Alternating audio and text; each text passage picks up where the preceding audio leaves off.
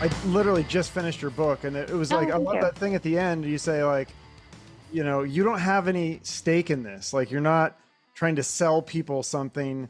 I mean, obviously you're trying to probably sell books, but you're not trying to like sell people like meat or something. Like, if people benefit from a vegetarian or vegan diet or high carb diet, like great, that's great for them. But you're just sharing your experience, which is really powerful.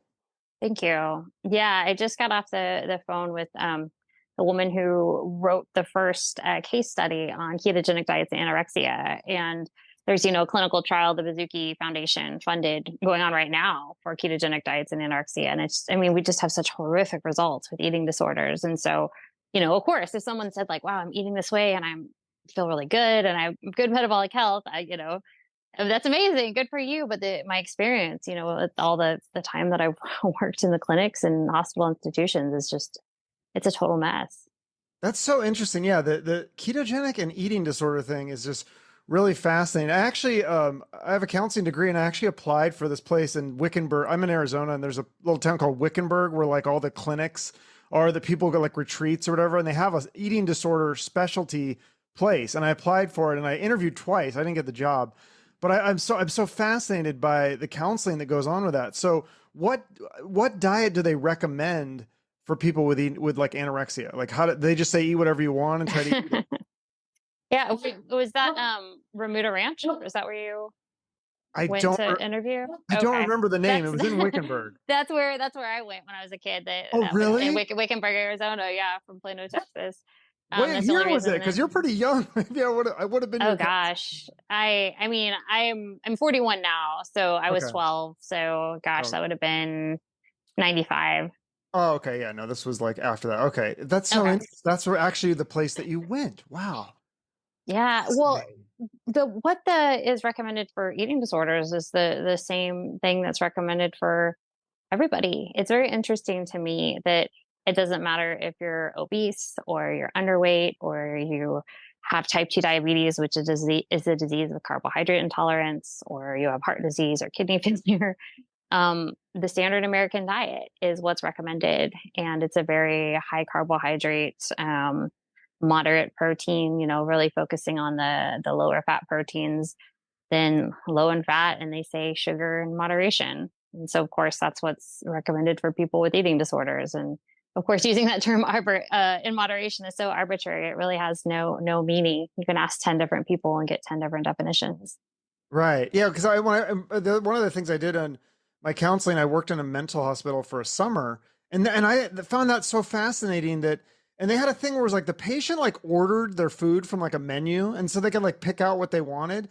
But like Mhm. everybody was getting like chicken strips and fries, and I was like, wait, this is what you eat in a hospital? Like it's not like vegetables and like oatmeal or like just something that seemed healthier. I mean, chicken strips and fries is like and that's like that's I can't think of a worse food for someone who's like in a hospital. It just seems, and I think that is that the way for, like you said, for every disease or condition. Yeah. Yeah. And hospitals, you would think hospitals would be leading the way, just like you would Right. think dietitians would be leading the way. You think you'd go online, you'd see a hospital on social, or I'm sorry, a dietitian on social media, and they would be advocating for whole foods. They would be against processed foods. And it's the opposite. Dietitians tell you if you don't eat these processed foods, if you're not eating Oreos and ice cream, you have a problem. And when I worked in two different mental health clinics, and like you stated, most mental health places will give you an option of A or B, and if you have capacity, you can circle which one you want. And it's either, yeah, would you like pizza and cookies, or would you like chicken fingers and French fries? The average amount of sugar that mental health patients get is 42 teaspoons a day. So it's about the equivalent, I think, of like 4.5 cans of cola is what we're giving our mental health patients. Oh, wow, I don't know why they're so anxious. What's going on? Call on me. I have an Right. idea. Right. Well, that's But what's they so come, fascinating about your book. Yeah, because you yeah, discuss this with the mental health. I mean, yeah, we could talk all day about the physical health, but the mental sure. health, it's all connected. And that's what you've shown in your book. Yeah, and the when I wrote the dietitian's dilemma, I felt like we had really good research on the physical aspects. Like I was blown away. Like it was certainly wasn't introduced to me as going through the traditional dietitian path, just how powerful ketogenic diets were. Like we were told you use them in epilepsy and that's it. It was kind of blew my mind just how much research we had. Even then, this was 2019. There's even more now for type 2 diabetes, for any blood sugar disease. But now what we're seeing is that a lot of these mental health disorders, whether it's bipolar disorder, schizophrenia, major depression, and even eating disorders, is people just aren't metabolizing glucose well in the brain. I mean, we didn't even used to think the brain had insulin receptors and, glucose, where glucose enters the brain. Now we certainly know it does. Type or Alzheimer's is being called type 3 diabetes, people just not able to utilize glucose well.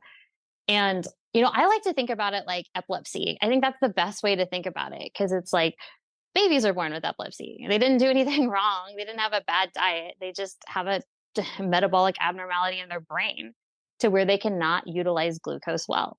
If you give a baby with epilepsy a formula that's high in carbohydrates, they will have seizures. And so if you give them a ketogenic formula, or interestingly, breast milk is ketogenic, they stop seizing. And so what we're seeing, and they've done studies now, they have a study they did with bipolar disorder and ketogenic diets. It's just the brain of these individuals is different when they're taking in a lot of glucose. Things in the brain aren't connecting right, aren't synapsing well. And so when you remove that substrate and you use ketones instead of glucose, you can do that obviously with the ketogenic diet.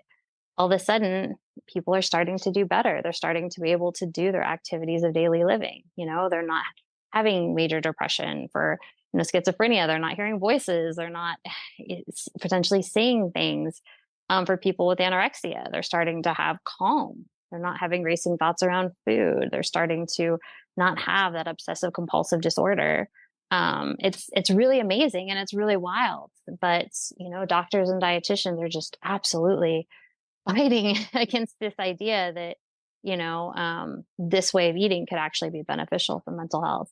Well, yeah, and I think you reference Dr. Chris Palmer in the book. I tried to get him on, but I guess he's just getting bombarded. But he's actually doing the research on this and having amazing results.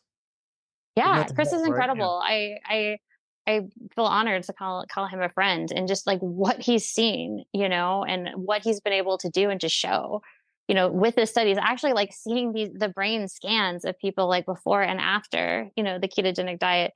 You're seeing the brain, like I said, it's actually working like it's supposed to, and the people that are suffering with major depression or anxiety, like I was plagued with anxiety for most of my life. And, for someone who's never experienced that, it's hard to just describe how crippling it is. Like I had panic attacks. I had to call out of work. I mean, I obviously had a severe eating disorder, and I like to describe it as you feel like you're standing on the sidelines of your own life. Like I would consider myself a pretty intelligent, well-spoken person, and I couldn't even do basic things sometimes. And there was nothing I could really do to. It's not like I could psych myself up to do it, or we tried all these different medications, and you get a little bit of relief, but and then you go to therapy and do all these things. But until you heal your metabolism, and this is my experience, and this is what I think a lot of the clinical trials are showing, until we actually stabilize your brain, and we can do that with food, with the ketogenic diet, you're just going to be spinning your wheels. For a lot of people, they feel like, well, this is just how I'm always going to be. And we're showing that that's not necessarily true. Wow, it's like so amazing. So how do you because your path in the book, and you talk about this, how you discovered keto. I mean, you tried all these other things and then you finally tried keto. But like, let's say somebody that's like, a 15-year-old girl with anorexia, scared to death of gaining weight. How are you going to convince them to eat a steak? I mean, that's got to be very difficult, right?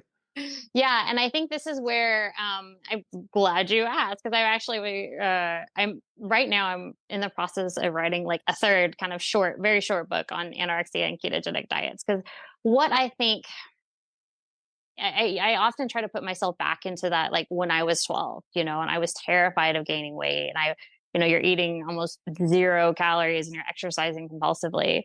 But what you want more than anything in the world is just a way out. I want to stop living in this hell. Like you literally feel your body catabolize. I mean, your body is eating itself. Your muscle protein is basically disappearing. You're losing weight. You're physically starving, but also you're dealing with so much guilt and shame and anger and frustration. So I think being able to approach this person, you know, and every person I've ever met with an eating disorder, and I've had the privilege to counsel, are driven, smart, intelligent, capable people. Like these are really, you know, in general, high level humans. Like, let's get on the same page here. You know, we're not going to be feeding you in a way, because most of them too have gone through treatment where they've had the standard American diet, and it makes their anxiety worse, and it makes their GI system worse, and it makes everything in their life worse. So they just, why would I do that? Why do I, you know, that's why relapse, in my opinion, is so high. So, you know, getting people behind, like, let's feed you in a way that's going to make this quiet, that's actually going to get your life back. Like, you're going to have to trust me. We're going to have to get, you know, your parents, let's get a doctor, let's get a dietitian on board. Let me show you why this will work. Because nobody ever did that for me when I was in eating disorder treatment. It's like, here's a bunch of food, eat it, gain weight. You know, it's like, let me teach you, let me show you how this could potentially work. I think, I think that's, you know, one of the first steps. And I think it can be slow. You know, for some people, you're going to start relatively easy, especially if you've been starving yourself. But in my experience, like, a lot of people, once they start eating this way, because once again, they're feeling so much better and their anxiety starts to decrease. It's like, oh my gosh, for the first time in my life, I'm finally feeling free. Like, yeah, let's keep going. It does become easier. But yeah, that initial hurdle is probably just like anything else. It's going to be hard initially. Yeah. I mean, do you think that that is maybe why some of these mental health disorders, like with anxiety, like, is that our bodies telling us to get more protein? Is that why we're at? Because like generalized anxiety, that's what they told me I had when I was in college. And I was like, I don't know why I'm anxious. Like I'm just anxious. I don't understand it. And now this is becoming like, it's very common, you know? And it's like, Yeah. I didn't know anything about nutrition, or, I mean, I took a nutrition class and I got an A in it, but they were telling me like, you know, all these things that now that I'm learning, like from books, that you're, you know, margarine is not better than butter, and all the, you know, eating all these carbs is not good. So like, do you think that that is the anxiety though, is that our bodies are craving protein? I think it's multifaceted. I think one is I simply, we know that just stabilizing your blood sugar will help with anxiety. And if you think about how most of the world eats, it's like, I get up, I have coffee with sugary creamer and cereal. Like, I have all these things that are going to cause a rise in blood sugar and a crash. And when you crash, you can get kind of dizzy, shaky, anxious. And so now I need more sugar. And then I start the cycle over. And people aren't doing that like once a day. Once a week, once a month. They're doing it like multiple times a day.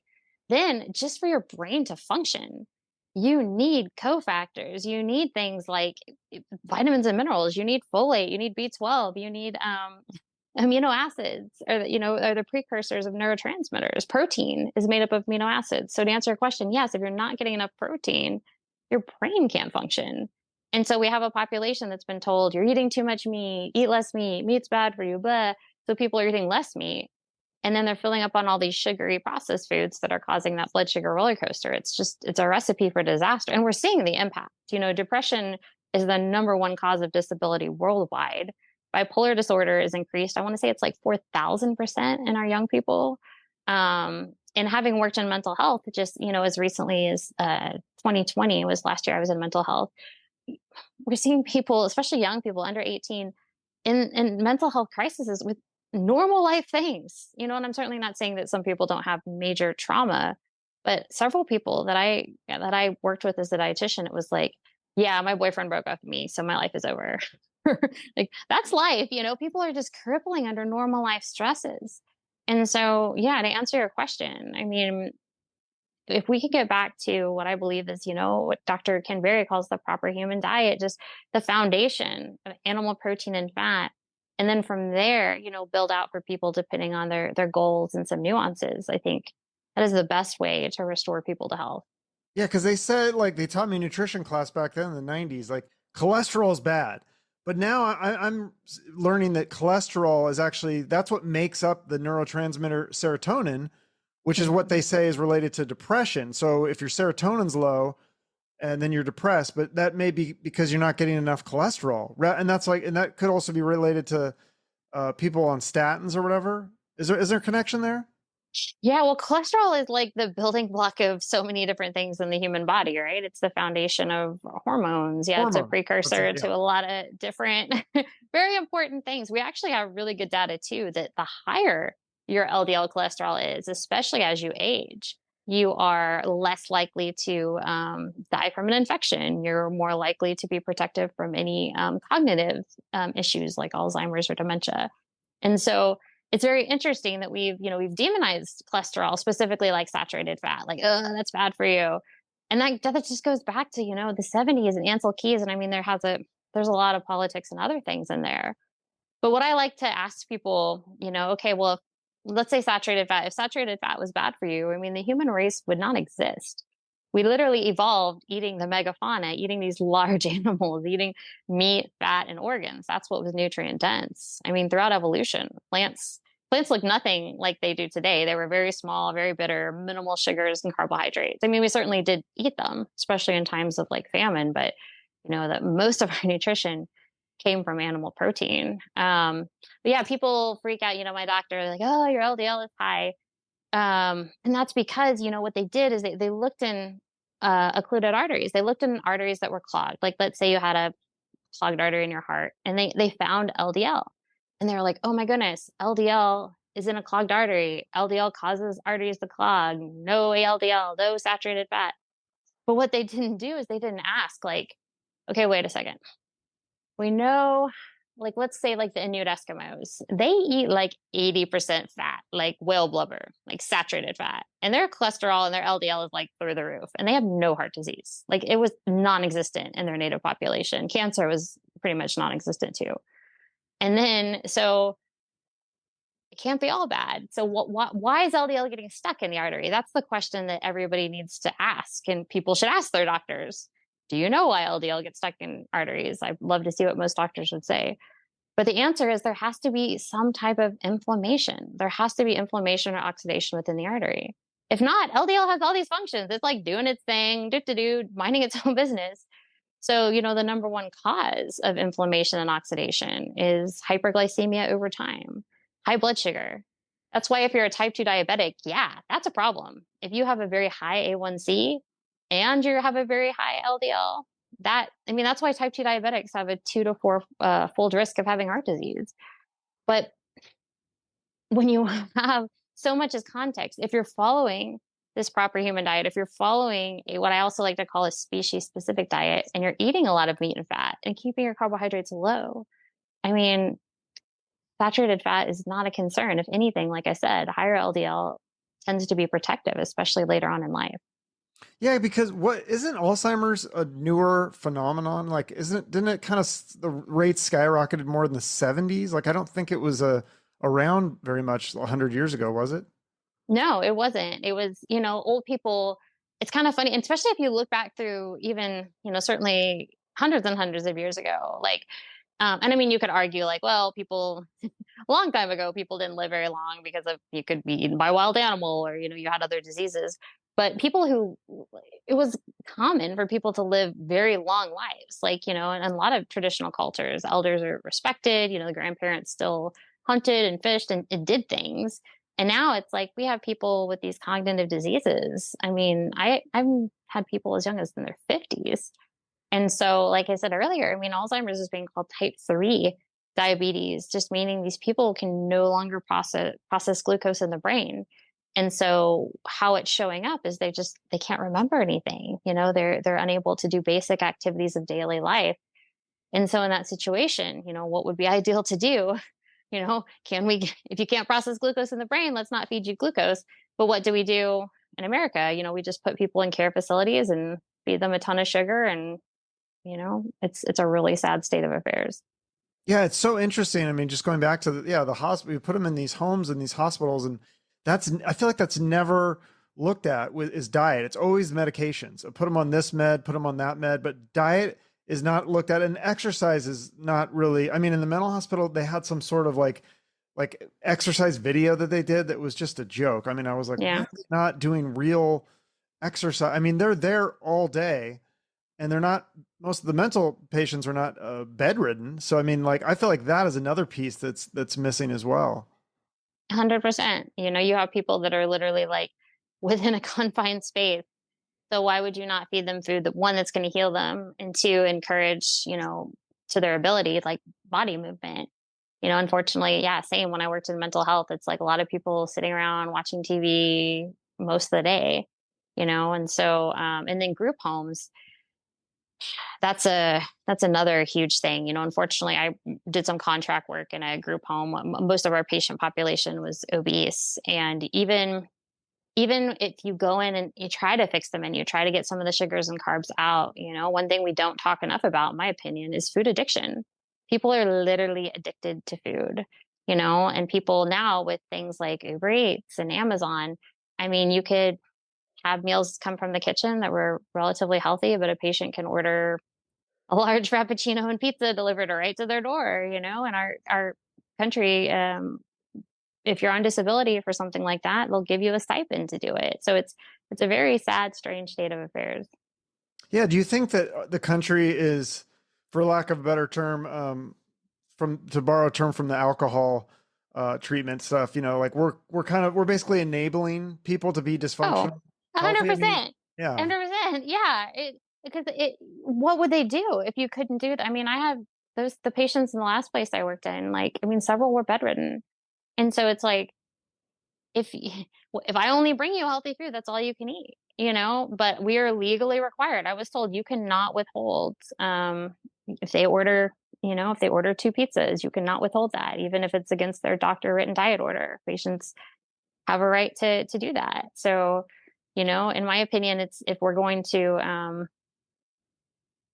if we really want to help people, we would never do. Can you imagine doing that in an alcoholic rehab center? Being like, okay, well, you're here in lockdown in alcohol, but if you order from an alcohol delivery, we'll let you have it. It'd be like, no, alcohol is not allowed in this facility. Like if you went to a drug rate, no, you can't have Coke in this facility. Right. Sorry.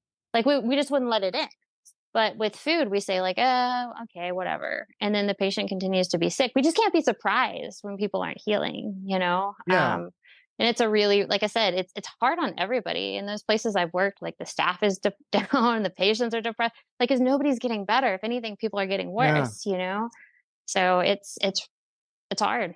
Well, isn't that to me? It just seems like that's what we're doing as a society with food and weight in general. Like, and I think that maybe this comes. I hope that it comes from a place of love, because there was this whole thing like, oh, every woman on that, what women see, they see all these really skinny models on magazine covers, and so and it's like they're almost brainwashed that they have to be thin, and so there was this extreme pressure. And so then we did like a 180 and we said, okay, you're body shaming and that's bad. So you have to tell overweight people that they're beautiful the way they are and don't ever change. But to me, that seems like we're just enabling them to be more overweight and have more health issues and ultimately kill them. I mean, they're going to die from these chronic diseases. Yeah, the pendulum swung way too far the other way, right? Like I absolutely validate there was, a time when people were so incredibly thin and that was like the standard. And as a woman, there's so much pressure in general just to be thin. And everybody has an opinion. I tell you, no matter what you look like, people will have an opinion. But yeah, so now it's almost like telling somebody just the medical terms. I had someone email me and say, well, don't use the term obese. That's what was the word they use? Basically telling me it was like a derogatory term. I said, no, that's actually a clinical term. That's like a defined, it has to do with BMI. What? You can't use the word Yeah. what? Obese is a medical, what? Yeah. This is where we're going. And so, of course, like we never want to shame people. Like that's unacceptable, making fun of people. But when somebody is metabolically unhealthy, and I go back to when I was 12, I was 5 feet tall and I was 57 pounds. And nobody came to me and said, like, you're beautiful just the way you are. You're perfect. They said, you have a problem. And if you keep going this way, you are going to die. And I was put in treatment. I mean, I was clearly very anorexic. I needed help. But as a society, we can see that. We can see super underweight needs help. But super overweight, it's like, big is beautiful. Get it, girl. And people will say like, oh, Michelle, you're lean. You shouldn't be talking about this. I'm just like anything else. If you are overweight, but you're metabolically healthy, your blood sugar is fine, your blood pressure, whatever, that's great. But most people that I've worked with in the hospital setting, when obesity, especially like waist circumference, leads to a lot of chronic diseases, leads to type 2 diabetes, leads to heart failure, leads to kidney failure. There's nothing moral. This is not a moral judgment. This is just a very objective, You know, Well, to me, thing. yeah, it's like, look, I'm fine. Like I think my health is the best it's ever been, but I genuinely care about other people. And like, I care about people. Like, it's not like I'm like trying to shame somebody who's overweight because I'm like, oh, you're overweight. And I'm not going to comment on strangers, but I'm concerned and I feel like I don't know what to do because I don't think it's appropriate for me to walk up to someone and say, and some random stranger and say, I think you're overweight. You should go on a diet.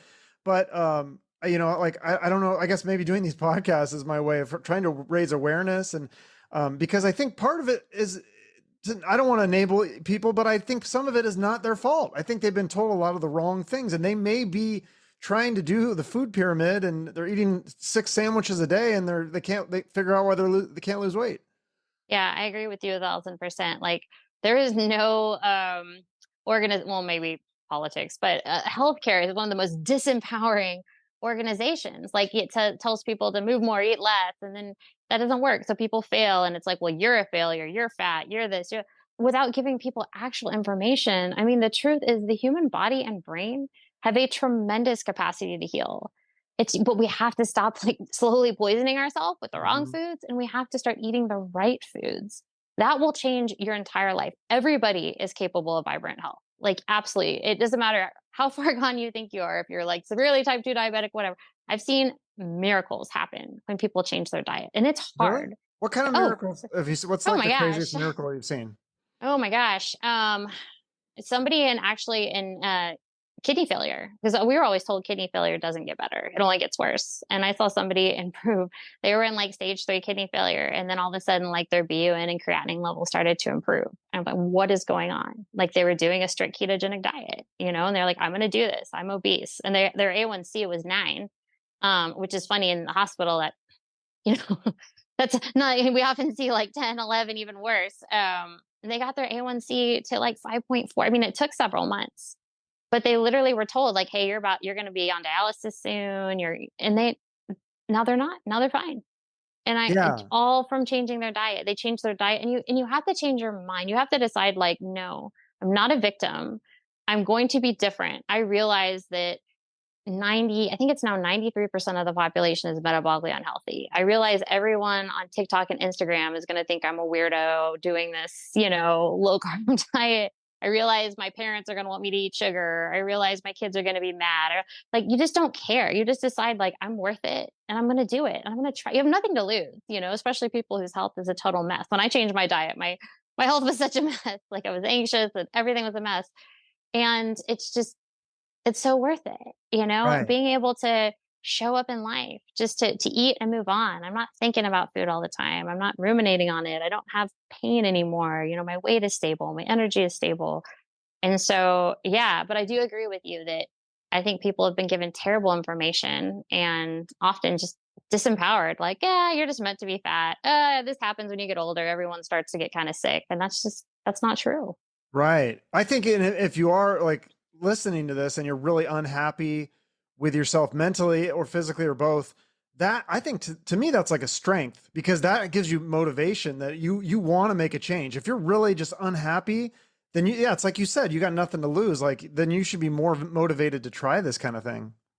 Exactly. And like, like anything else, like, just commit. I think 30 days. So like, because I sometimes think people are like, oh, I could never do this forever. Okay, cool. Like, you don't have to do this forever. And there's nuances to everything in life, right? But like, what do you have to lose? Like, can you imagine how much better your life would be?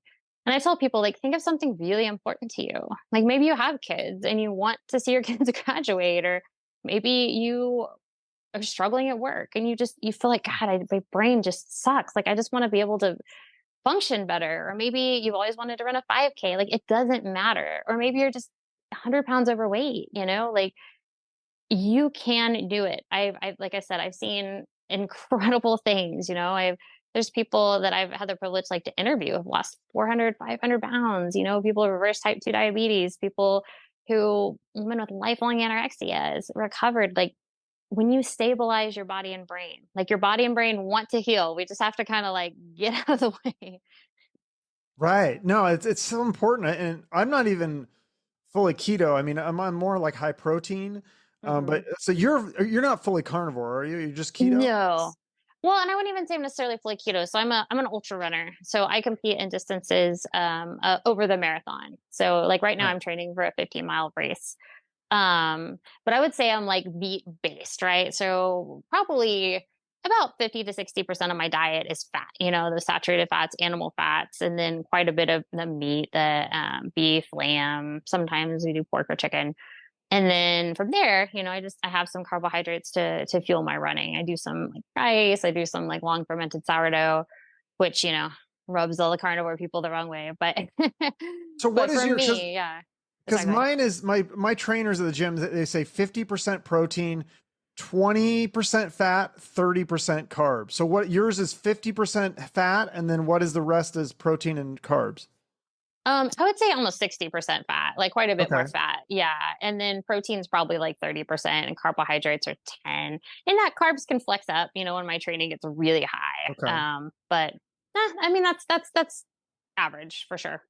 Interesting. So yours is more higher fat than protein.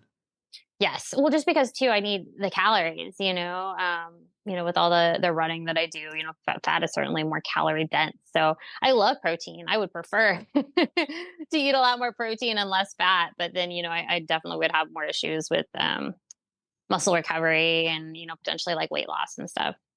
Okay. So, cause like that's my thing is like I'm in pretty good shape, but I just can't get, it's like that last like 5 or 10 pounds around the gut. Like I just have a little bit is like, do you think if I switch to higher fat and lower carbs, do you think It'd that be an would fix it? interesting experiment. You should try. Yeah. Why not? Okay. But keep the protein maybe at 50%. I mean, 50% feels pretty high to me, but, if It I was is. your It's freaking dietitian, hard to get I would 50% protein. I would do, I mean, you could even, as a metabolically healthy person, you could do like 30, 50, 20, 30% protein, 50% fat, 20% carb. And then I always, I use carbohydrates specifically and strategically. You don't want to have carbohydrates right before you work out if fat loss is your goal. Because, you have carbohydrates, you get the Oh, glucose, you get the insulin response, and insulin suppresses fatty acid oxidation, which is just a fancy way of saying insulin shuts down your body's ability to burn fat. That's why there's all those like fat runners, yeah. because it's like before I run, I have a banana, so I can't burn fat. While I'm running, I have carbs, I can't burn fat. After I'm running, I have more carbs, not burning fat. I eat carbs all day, I'm not burning fat. So you just really, and that could be a whole nother conversation. But yeah, no, if I were you, that's what I would do as far as the Yeah. percentages.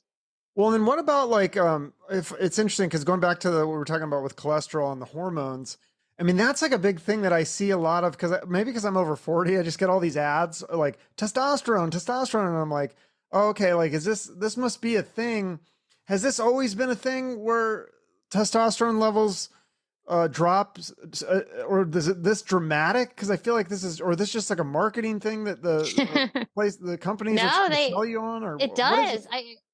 Testosterone levels have decreased significantly among males over the last, I want to say, a few decades. Last study that I saw, and I mean, I would just connect that to it is one of my hypotheses that um, elevated insulin. We are taking in way too many carbohydrates.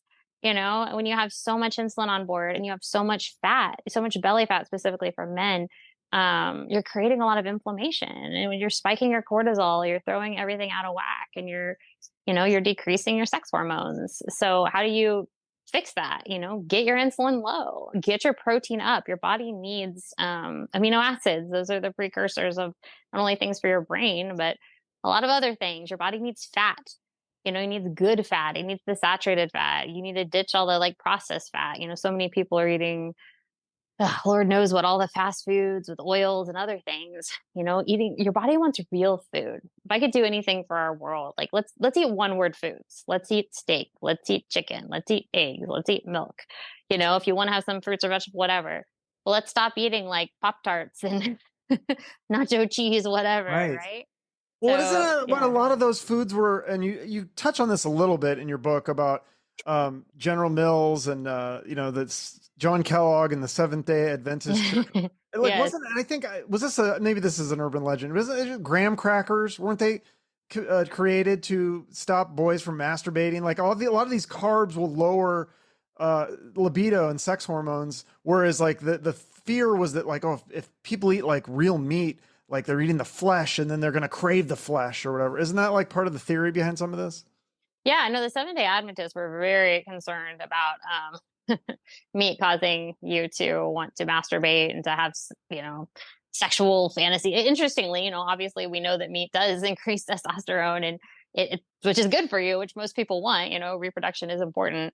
But yeah, these carbohydrates, they basically were like, let's use carbohydrates as a replacement. Like they created some of the like fake meats that are still out there today, like Netro's I don't even know exactly, but the things that are made of like lentils and all that nonsense, as a replacement for meat, so like, let's not have these things that are going to give you lustful thoughts and, make you horny.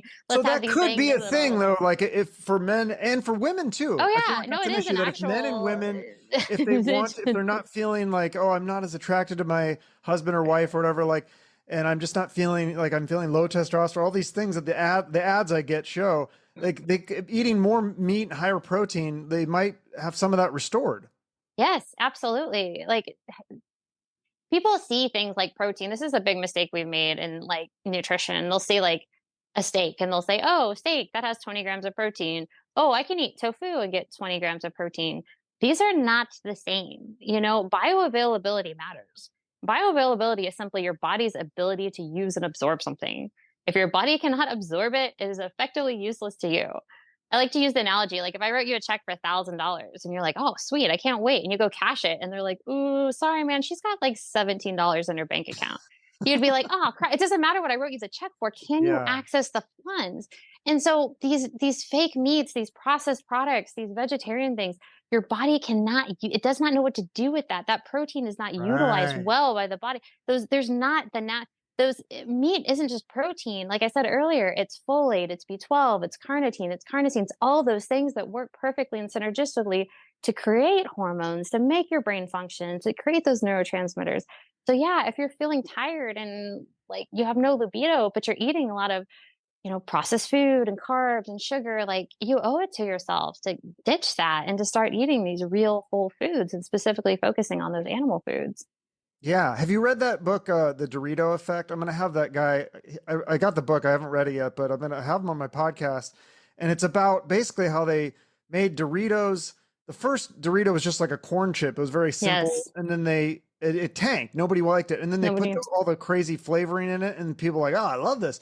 But it makes people eat so many of them and they just keep eating. And I think you talk about this a little bit in your book about how we eat more carbs because we're trying to get protein, and so we just keep thinking, oh, well, we need more. We need more. And so that's how you get fat, because you're eating more. Your body wants more. Your body's still hungry because it didn't get the protein that it was looking for. So it just, and these things, the way they make the taste, it's like these Yes. chemicals that like trick your brain to like, oh yeah, this is amazing. I like this. Yeah, it's the bliss point. It's literally somebody's full-time job to make you unable to stop eating, and that's why I think it's so stupid. We tell people that are obese or binge eating disorder or bulimia, like, yeah, you need to be able to eat Oreos or cookies in moderation. Like these things are literally designed to keep you overeating. Once again, it's someone's full-time job to chemically alter these things. So when you eat them, it lights up the centers of your brain. It's just sweet enough. It's just salty enough. It's just fatty enough that it's very difficult to stop eating them. Most people, if I gave you like a steak, like a big steak, if you finished it, you're not like, oh God, I want another one. You're like, oh, I'm full. It has that feedback mechanism to your brain. But most people can eat like a whole sleeve of cookies or a big thing of ice cream and are like, God, I can't believe I just ate all that. But you literally cannot stop.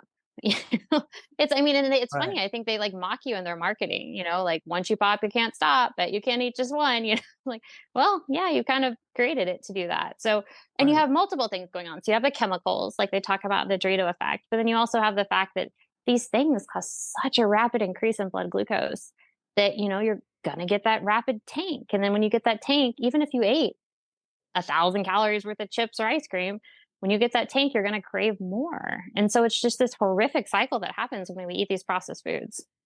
Yeah. And I think a lot of that stuff, like, it's really not even like when you cut it out, you won't miss it. I think the problem for me is that sometimes I would have processed like a protein bar, and I would Mm. think, and that's the thing. And I think that's because Vinny Tortorich was the guy, he's the person that connected us. And to his credit, like he has this movie coming out called Dirty Keto, and it's all about this, how they make these processed foods that they appear, you think that you're eating something healthy, but they're just as bad, and they trick you. And it's like a protein bar that you, oh yeah, this is a protein bar. It's got 20 grams of protein. It's healthy, but it's got all that crazy chemical stuff in there too. And it doesn't work. You eat it and you're like, oh, I'm still hungry. Why am I still hungry? Yeah, once again, it's like you're removing that bioavailability, what your body can actually use, absorb, what your body gives you that feedback mechanism that I'm full, And so I think, just doing these people are, if we could just stick with whole foods, things that have one word for the most part ingredients, because just like anything else, food marketers are smart, I'm sure there's people at Kellogg's and General Mills who, oh, keto, cool, we'll make keto, quote unquote stuff. And then they're going to put a bunch of garbage in it, call it keto, even if it's not. And even if it is, like you said, it's got a bunch of oils and other things that probably aren't ideal for the human body. Just if we could just all eat real food, Yeah. that's a very powerful step in the right direction. Definitely. No, I agree. And that's why I would say that I think there's definitely vegetarians and maybe even some vegans that are very healthy for just eating that. But you in your book, you have a chapter dedicated to plants and animals.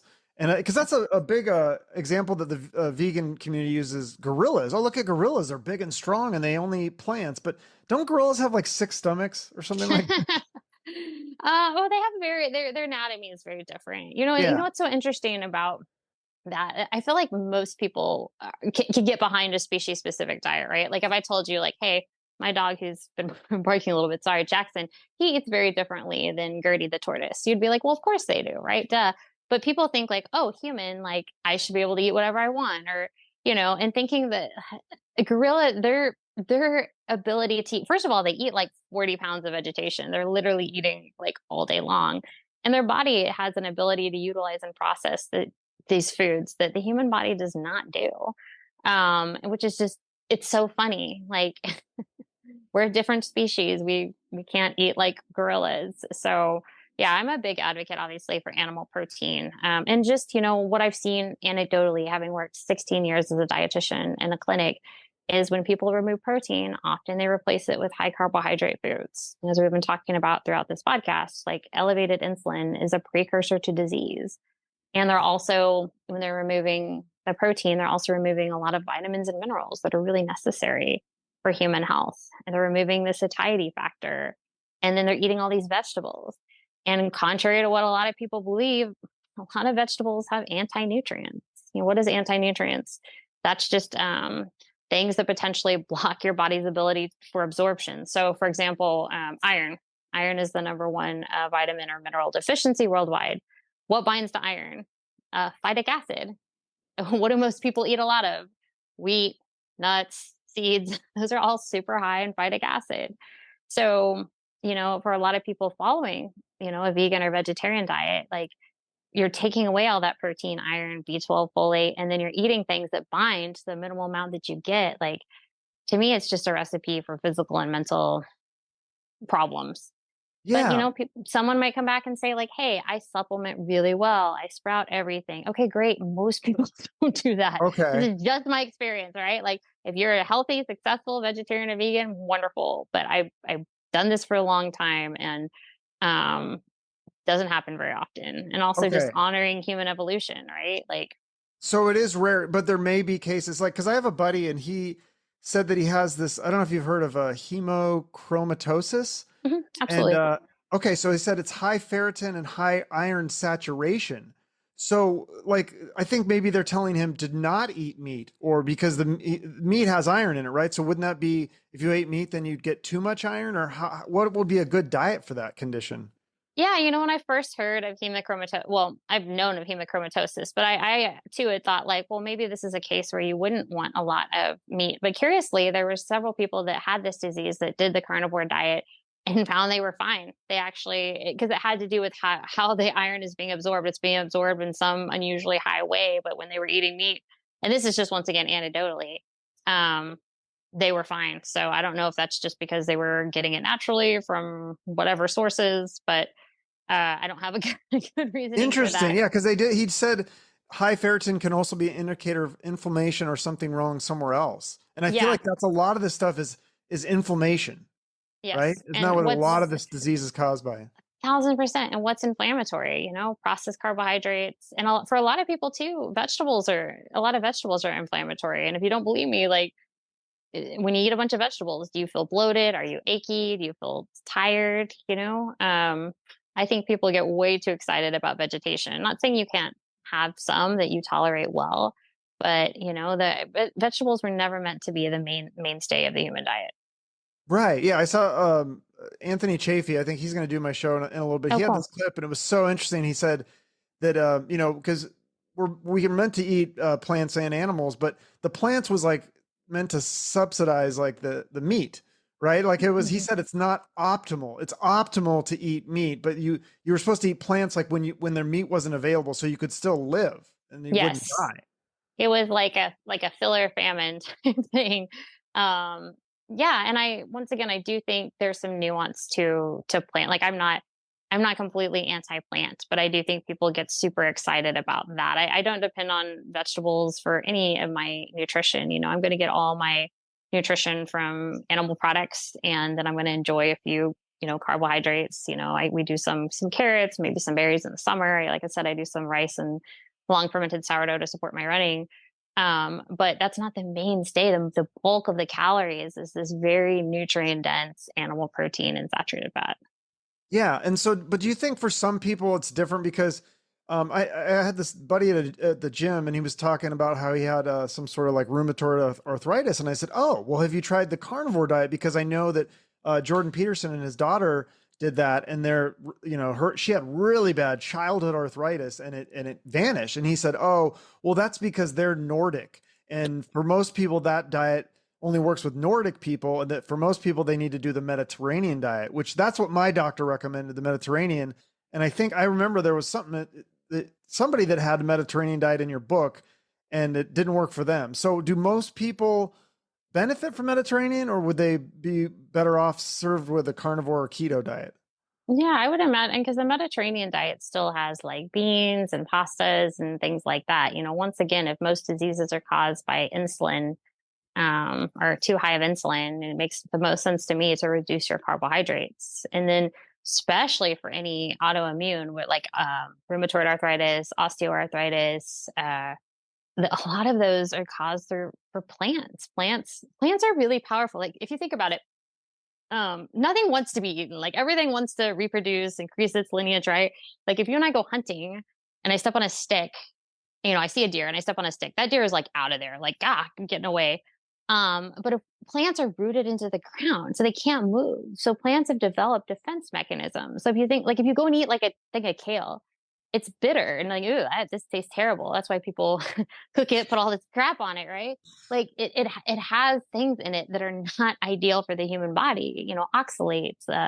Some plants have lectins, and for some people, especially people prone to arthritis, those things can cause severe inflammation in your joints. And that's why a lot of people, it feels counterintuitive because we've been told for so many years, like vegetables are good, vegetables are good. They remove all the vegetables and all of a sudden they feel better. They have all this healing.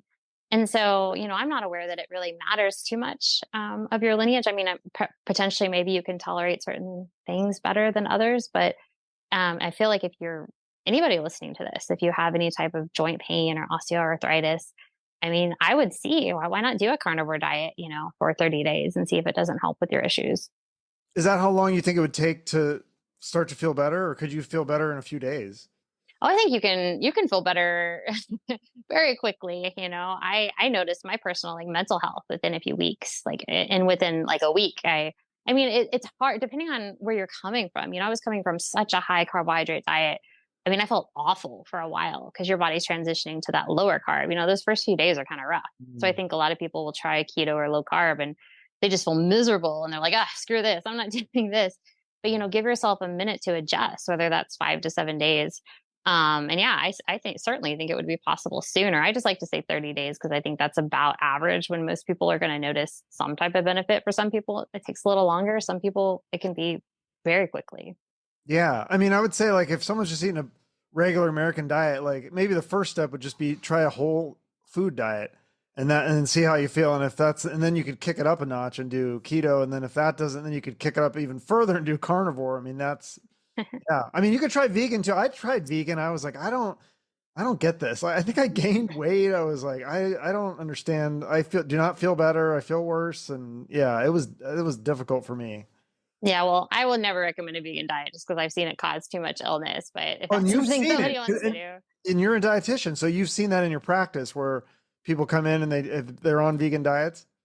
absolutely. Yeah, because they're eating a lot, once again, they're eating a lot of carbohydrates. Oh, I'm eating lots of quinoa and beans, and I'm tired and I'm bloated. And yeah, your insulin is super high and you're getting a ton of fiber and you're not getting any protein or saturated fat. I can fix you. We just have to do the opposite of what you're doing right now. And that's got to be Yeah. hard to convince a vegan to eat meat, right?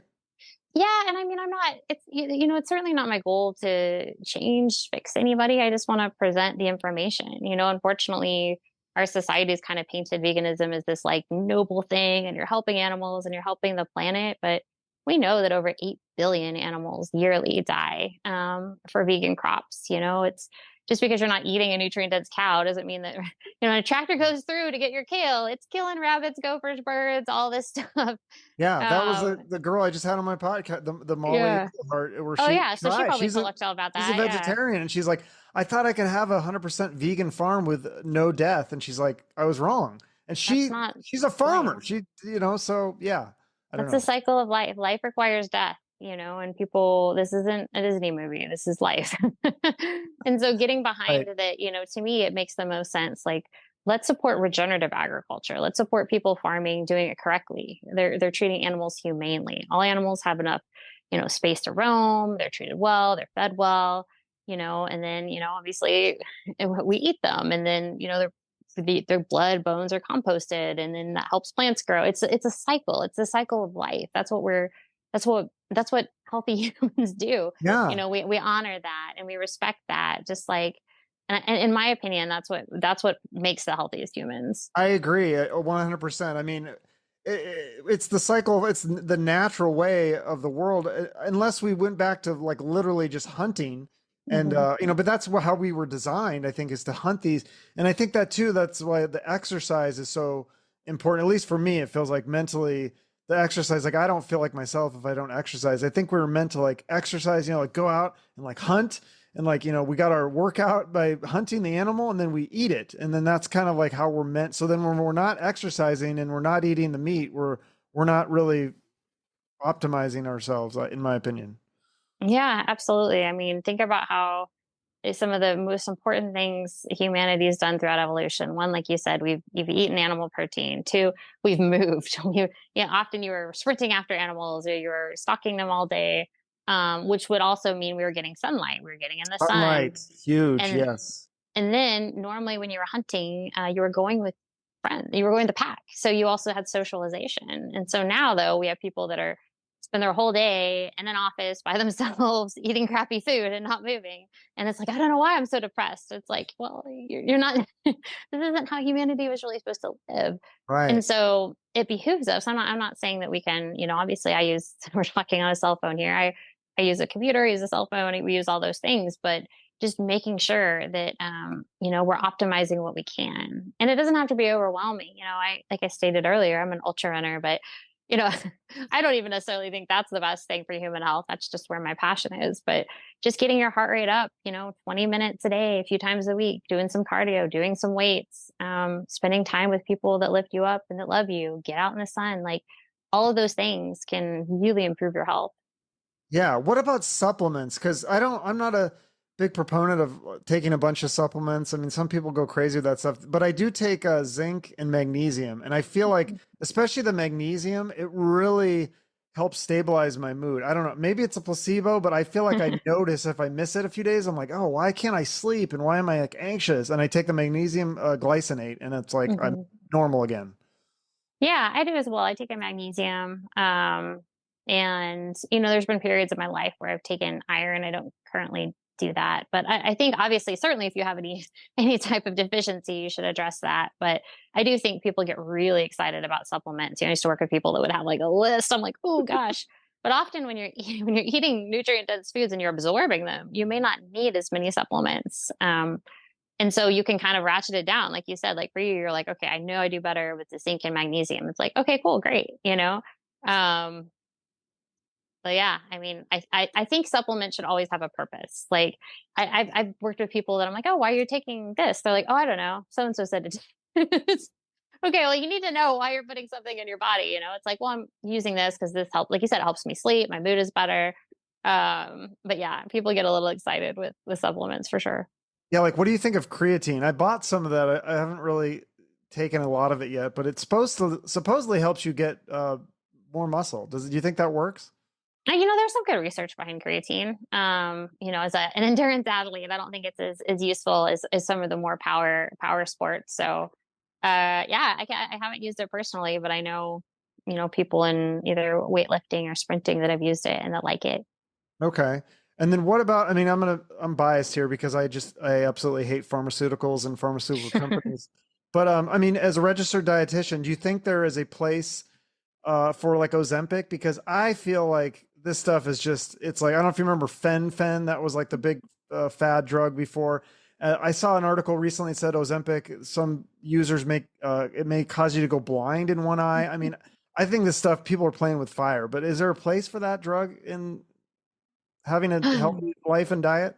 Well, I had a really interesting conversation with somebody I respect yesterday, and they said that their brother started using Ozempic, but for him, it was like it helped him start to lose some weight, and it really inspired him to get his act together. And so after that, he really fixed his diet and exercise. I'm like, well, I guess in that case, maybe it would be a good thing.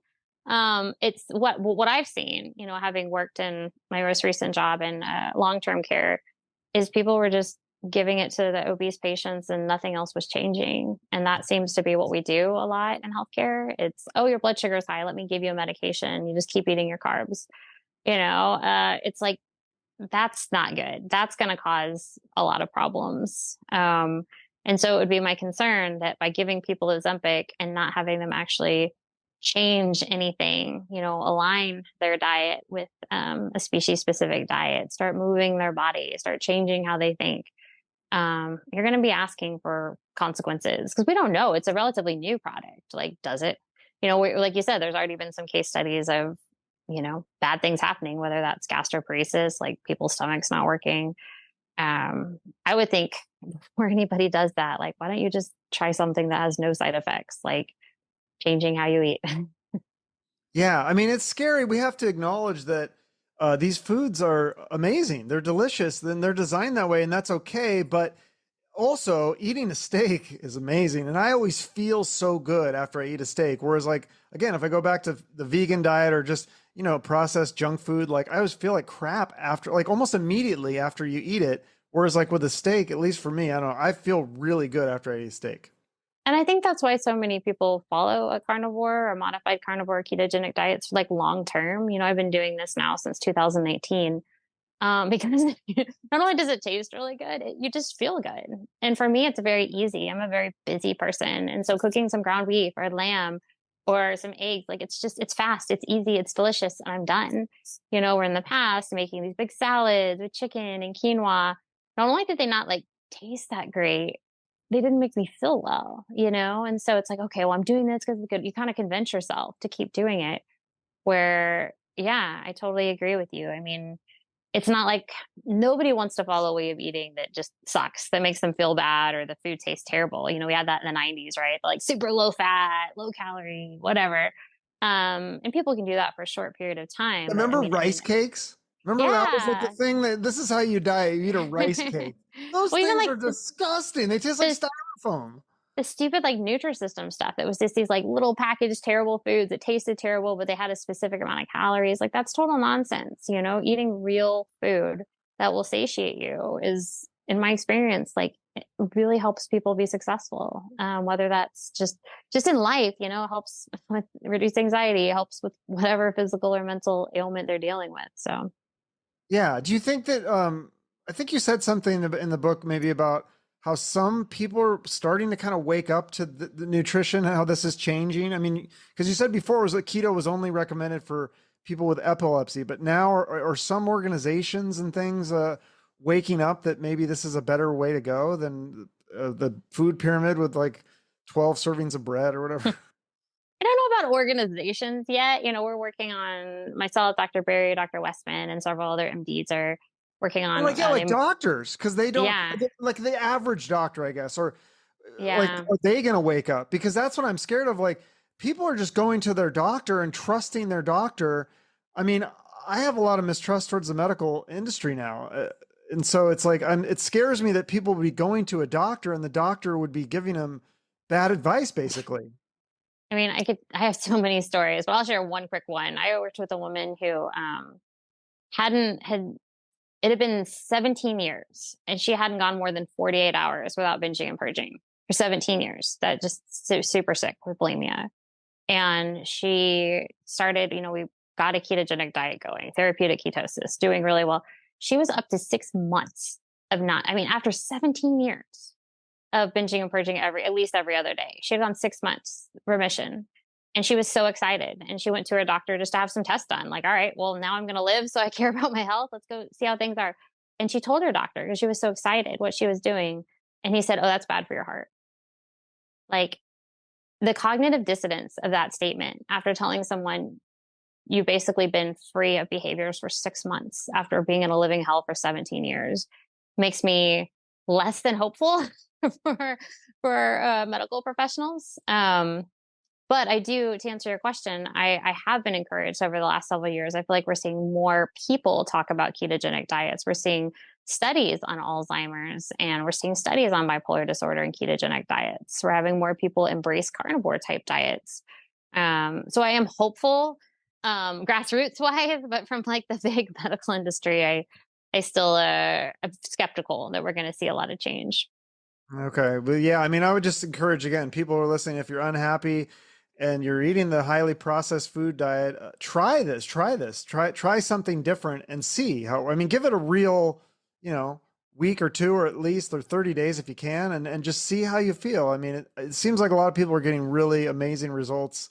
And I love to hear that. And I love to hear your story is a perfect example too. Yeah, thank you. Yeah, we didn't totally dive in, but yeah, before I changed, I was just such a mess. I was a very high carbohydrate athlete and dealing with all kinds of physical pain, all kinds of, mental depression, anxiety, suicidal ideation. I mean, you name it. It was really bad. And I also like to say there's so much, I mean, social media, a little bit of a zoo out there, but there are some really good, mentors, health coaches, other people that are willing to help you. I mean, get you some resources. Because, especially when you first get started, it can feel a little awkward, a little lonely. And you probably want to figure out if you're the type of person that just, all right, I'm all in, let's just do this whole thing. Or like you said earlier, maybe you just, okay, first I just got to get rid of the soda and then I'm going to go whole, maybe you need to kind of step into it. So, but whatever you do, I mean, change matters, even if it's a super duper small change, like everything builds on itself. So, I always tell people, people will say like, oh man, I didn't do everything, but this week I gave up soda. Like that's huge. That's huge. Like any Yeah, step in the right direction is I very think important so. What for do you sure. think about cheat meals? Do you think that, because my gym tells me like, oh, you could do like one cheat meal a week, and it won't wreck your progress. I But do think you that feel like depends. I think really? that very much depends. Well, because I know certain people that, I mean, one meal would set them off the rails, even one like food. I mean, Right. I once think again, there's an it's like a true example. addiction. Yeah, that's an example in your book where somebody said it was like a drug addiction, and like you wouldn't, do drugs once a week, or if you're an alcoholic, you wouldn't have drinks once a week. So they just done forever. Yeah, I had one woman say like she went to all these different eating disorder places and she kept relapsing because they told her like you will know you're well when you can eat all foods in moderation. And so she'd do keto and she felt really good. She's like, all right, I'm just gonna have one bite of Snickers. And she'd have one bite, throw the rest away. And then she'd go sit on her couch and it was like addiction. Like she was shaking, like, okay, I Mm. have to go and get it out of the trash and eat it. Now I gotta go 7-Eleven and eat 10 more. And I'm a failure because I'm a terrible person. No, you just have an addiction. That's the same thing alcoholics do, like there's nothing wrong with you. They just that sucks. You cannot do that. And then you'll hear the flip side. You hear some people say like, "Hey, I do keto most of the time. A couple times a month, I go out with the kids, have ice cream. I'm fine. Get right back on track." Okay, you don't have an addiction. Mm. You can do that. Great. So I think you need to figure out for you. I know for myself personally, like I'm like physically a pretty healthy person. Obviously, I run a lot, but for me, mentally and emotionally, like if I have a really high carb, high sugar it's pretty bad. So it's not something that I do very often, honestly, if ever. But I'm also like really happy with how I eat, and I can have like maybe I'll have some dark chocolate or something, but okay, cool. But I'm not going to be eating like a traditional dessert or whatever. But I don't even want it, right? It's like that quick high of, oh, I ate this shitty food for 5 minutes and it was delicious. Like I'd much rather just live my life. Yeah, it's just interesting to see the outliers too. Like I live in Phoenix, and you know, Michael Phelps, the swimmer, he's down here, and I went to this restaurant, and I knew that he ate there. So I asked him, I said, "Oh, do you guys, Michael Phelps comes in here sometimes?" Like, yeah, he comes in. And I was like, "Oh, what does he eat?" Thinking that he's eating like some sort of like egg white omelet, like Oh super healthy. They're like, "Oh, he gets the Captain Crunch French toast." I was like, "What?" Like, this guy's an Olympic swimmer and he's eating Captain Crunch French toast. But I guess he swims like 8 hours a day or whatever, so he can just eat whatever he wants, and it doesn't matter. I guess, I don't know. Some people, I mean, I definitely know when when I was younger and even in college, like a lot of the distance runners, like we'd eat massive amounts of stuff. And why, and it's another thing, like, why do people all of a sudden have depression later on in life or obesity or eating disorders? Like, I have no idea why it hits some people earlier or later. And so maybe even people can potentially eat like that for a certain period of time, and it'll later in life they can't, or maybe they're, for whatever reason, they just can, like, great. But we live in a society in the US where 93% of people are metabolically unhealthy, either obese or they have high blood sugar, high blood pressure. So I'm going to go out of my way here and say that most people probably can't eat Captain Crunch French toast. Right. That's what I'm saying. He's an outlier. Yeah, it's just Very, crazy. yes, And also, yeah, it's like, exactly. how long can you keep that up for? Because he's young, but then like if you kept eating that, and then probably can't swim 8 hours a day for the rest of your life either. So yeah, I don't True. know. It's interesting. I'm always so fascinated by all this stuff. It's fascinating to what, but the biggest thing to me is just I truly do want to help people, and like you said, the statistics are crazy where how many people can be healthy, and so I'm hoping that we can get more people to be healthy. Yeah, thank you. Thank you so much for all the work you're doing. And, it's my hope is similar that we can just continue to spread the message. Like, if we can just encourage people, we can give people hope. Like, this is something you can do. This is not overly complicated. This is something that, you can see results relatively quickly. It's safe, it's sustainable. Um, yeah, I really appreciate you having me on. Yeah, and thank you for all the work you're doing. And lastly, I just want to ask, how's your wife doing? Oh, really well. Thank you. Thank you for asking. Yeah, for my wife, Corinne, was diagnosed with breast cancer at the very end of 2023 and is now cancer free. So, Oh, she is okay. Wow. yes, we were very lucky, caught it very early. Immediately the day we found out, she went on a therapeutic ketogenic diet. And I mean, we could do a whole nother podcast on this, just Wow. the different Yeah, I doctors had and things we went through. yeah, I So, had Dr. Thomas Seyfried. I think you've referenced him on your Instagram, and I did an episode about that, about keto and okay. his results, and so that's it. So she wasn't keto before though. No, we were low carb, but we Right. never, I shouldn't say never, but I would say, well, I guess probably never restricted protein. No, we weren't. Yeah. Awesome. Well, thank you so much for doing this, and I'll put your you have a website, or just I can put your Instagram. Yeah, I have the dietitiansdilemma.net, Instagram at Okay. run, eat, beat, repeat. So that would I'll be put great. that in the show notes, and yeah, I recommend the book. I just finished it today. It's amazing. It's great stuff. So thank you so much. Thank you. All right. Bye bye.